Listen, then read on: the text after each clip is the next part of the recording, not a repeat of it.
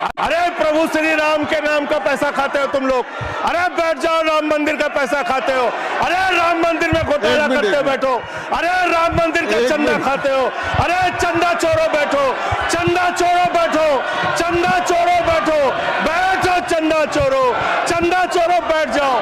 चंदा चोर हो तुम लोग चंदा चोर हो, चंदा चोर हो तुम लोग, चंदा चोर हो, चंदा चोर हो, चंदा चोरो बैठो। 1 मिनट को प्लीज। चंदा चोरो बैठो। आई एम नॉट इन सदस्य ने चंदा चोरी किया इन्होंने, राम का पैसा खाया करने वाले राम का पैसा खाया सर इन्होंने। राम मंदिर का विषय, राम मंदिर में चंदा चोरी किया इन्होंने। बैठ जाए, चंदा चोर है सर ये लोग।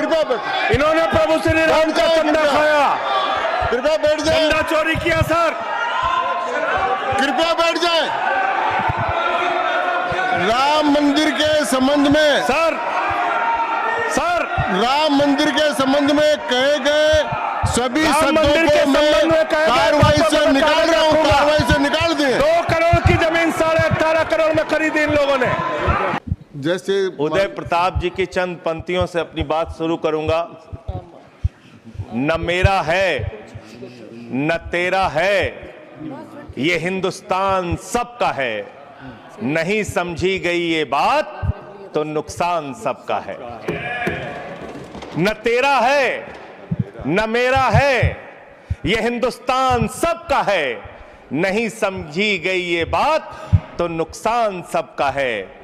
जो आकर मिल गई इसमें वो दिखलाई नहीं देती, जो नदियां मिल गई इसमें वो दिखलाई नहीं देती। महासागर बनाने में मगर एहसान सबका है, महासागर बनाने में मगर एहसान सबका है।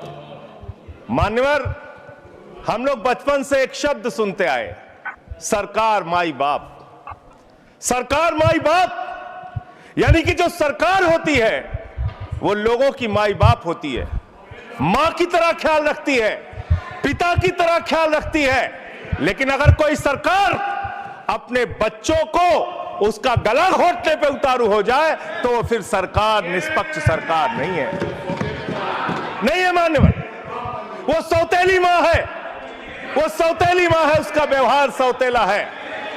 और आज आप जो काम कर रहे हैं इस बिल के माध्यम से, आप बाबा साहब डॉक्टर भीमराव अंबेडकर जी के द्वारा लिखे गए संविधान की हत्या कर रहे हैं।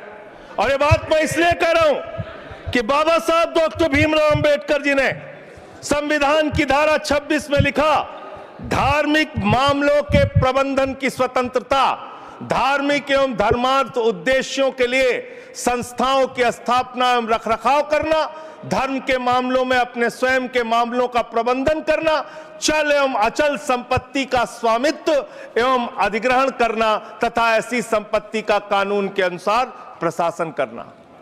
यह अधिकार आपने नहीं दिया, यह अधिकार किसी भारतीय जनता पार्टी के लोगों ने नहीं दिया। यह अधिकार बाबा साहब डॉक्टर भीमराव अंबेडकर जी के द्वारा लिखे गए भारत के संविधान ने दिया मान्य। और आप उस संवैधानिक अधिकार को छीन रहे हैं एक गैर संवैधानिक बिल लाके। क्या क्या लिखा इस कानून के अंदर आपने, किस तरीके से आपने इस संविधान की हत्या करने का काम किया। आप बड़ी बड़ी बातें कर रहे हैं। यह सरकार कह रही है कि ये कानून हम मुसलमानों के भले के लिए आ रहे हैं। जब मैं आपसे सुनता हूं तो मुझे लगता है कपिल शर्मा कॉमेडी सर्कस में बोल रहा है।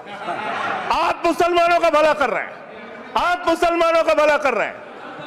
दोनों सदन में एक भी सदस्य, दोनों सदन में सिर्फ एक सदस्य गुलाम अली को छोड़ के एक भी सदस्य आपका मुसलमान नहीं है। आप मुसलमानों का भला कर रहे हैं, आप मुसलमानों का भला कर रहे हैं। पूरी सरकार में एक मंत्री आपका मुसलमान नहीं है, आप मुसलमानों का भला कर रहे हैं। 2 नेता अपने घरों में आपने बैठा दिया, मुख्तार अब्बास नकवी, शाहनवाज हुसैन, दोनों की राजनीति आपने खत्म कर दी। आप मुसलमानों का भला कर रहे हैं, आप मुसलमानों का भला कर रहे हैं, आप मुसलमानों का भला कर रहे हैं। अरे सुनना सीखो पहले। मान्यवर, मैं इनके इस कानून में क्या क्या लिखा हुआ है, क्या क्या कहा है इन्होंने। बैठ जाएं, कृपया गुलाम अली बैठ जाएं। धार्मिक संपत्तियों को, यह बिल कब्जा करने की नापाक कोशिश है इतनी और शांति धार्मिक है संपत्तियों को सदन में, इतनी कब्जा शांति करने के लिए। सदन में इतनी शांति है कि आराम से आप बोलोगे तो आराम सब- से बोल रहा हूं सर। हाँ, आप बैठे हैं तो आपको देख के वैसे ही आराम आ जाता है। आपको देख के मैं वैसे ही आराम में रहता हूं सर। आप जब है आपका संरक्षण है तो आराम से ही बोल रहा हूं। बोलिए बोलिए। मान्यवर, धार्मिक संपत्तियों को कब्जा करने की एक कोशिश है। इसलिए इस बिल पर न हिंदू को खुश होना चाहिए, न सिख को खुश होना चाहिए, न ईसाई को खुश होना चाहिए, न जैन को खुश होना चाहिए, न बौद्ध को खुश होना चाहिए, क्योंकि नंबर सबका आएगा। और आज वक्फ की संपत्तियां कब्जा करके आप अपने दोस्तों को देंगे, कल गुरुद्वारे की संपत्तियां कब्जा करके आप अपने दोस्तों को देंगे, फिर चर्चों की संपत्तियां कब्जा करके आप अपने दोस्तों को देंगे, फिर बौद्धों की संपत्तियां कब्जा करके आप अपने दोस्तों को देंगे, फिर जैनों की संपत्तियां कब्जा करके आप अपने दोस्तों को देंगे, फिर मंदिरों की जमीनें कब्जा करके आप अपने दोस्तों को देंगे। आप तो वो लोग हैं जिन्होंने प्रभु श्री राम के मंदिर में भी घोटाला किया। मान्यवर, प्रभु श्री राम के मंदिर के जमीन में घोटाला किया। मैं कागज दूंगा सर, मैं कागज दूंगा। बंद कर दिया मैंने। ये लोग राम मंदिर में घोटाला करने वाले लोग हैं। राम मंदिर की जमीन का चंदा खाने वाले लोग हैं सर। ये लोग 2 करोड़ की जमीन 5 मिनट में 18 करोड़ में बेची सर इन लोगों ने। मैंने 16.5 करोड़ का घोटाला किया, 18.5 करोड़ में जमीन बेची। ये राम मंदिर में घोटाला करने वाले लोग हैं सर। मान्यवर, अरे प्रभु श्री राम के नाम का पैसा खाते हो तुम लोग। अरे बैठ जाओ, राम मंदिर का पैसा खाते हो। अरे राम मंदिर में घोटाला करते बैठो। अरे राम मंदिर का चंदा खाते हो। अरे चंदा चोरो बैठो, चंदा चोरो बैठो, चंदा चोरो बैठो, बैठो चंदा चोरो, चंदा चोरो बैठ जाओ। चंदा चोरो तुम लोग चंदा चोरो, चंदा चोरो तुम लोग, चंदा चोरो, चंदा चोरो, चंदा चोरो बैठो। 1 मिनट को प्लीज। चंदा चोरो बैठो। सभापति महोदय Shri Gajendra Singh ji. Sir, I am not dealing sir, I am not dealing. सदस्य ने चंदा चोरी किया इन्होंने, राम का पैसा खाया, करने वाले प्रभु श्री राम का पैसा खाया सर इन्होंने। राम मंदिर का विषय, राम मंदिर में चंदा चोरी किया इन्होंने। बैठ जाए। चंदा चोर है सर ये लोग। इन्होंने प्रभु श्री राम का चंदा खाया, कृपया बैठ जाए। चंदा चोरी किया सर। कृपया बैठ जाए।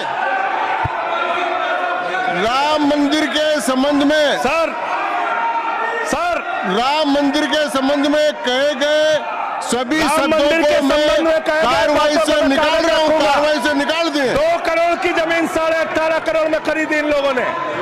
2 करोड़ की जमीन अयोध्या में 18.5 करोड़ में खरीदी। मान्यवर, मेरा टाइम बचाया जा सर। मान्यवर,